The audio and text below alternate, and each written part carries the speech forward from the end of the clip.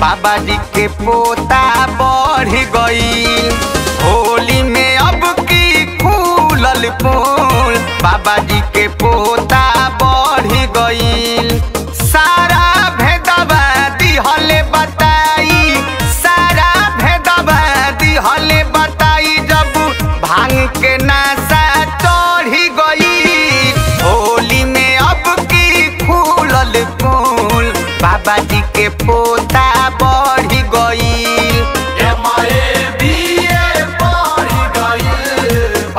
बाबा जी के पोता बढ़ गईल।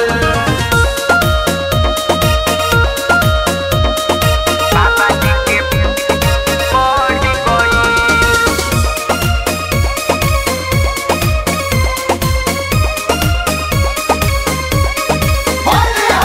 मिलत जुलत रहले बाकी कबहू नहीं बतौले हो, काहे खातिर बाबा जी गाँव घर में छुपौले हो।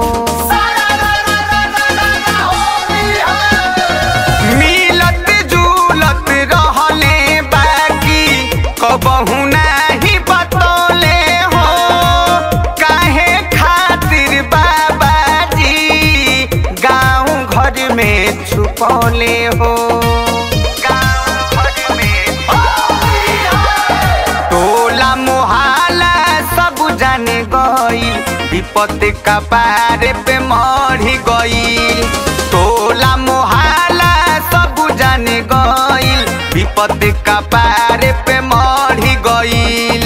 सारा भेदवा दिहले बताई, सारा भेदवा दिहले बताई जब भांग के नशा चढ़ी गई। होली में अब की खुलल पोल बाबा जी के पोता बढ़ गईल।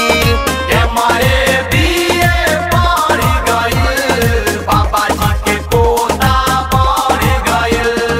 सारारा सारारा सारारा होली है, सारारा सारारा सारारा होली है।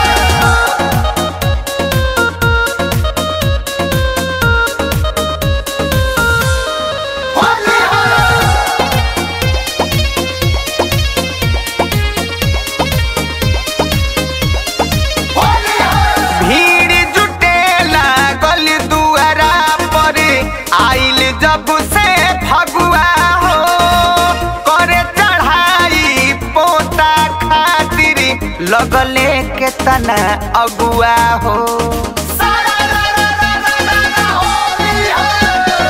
भीड़ जुटे लागल दुआरा पर आइल जब से फगुआ हो, करे चढ़ाई पोता खातिर लगले के तना अगुआ हो। लगले के तना कुशलाल हंस होली में बुढ़ावा अलग कहानी गढ़ गई। कुशलाल हंस होली में बुढ़ावा अलग कहानी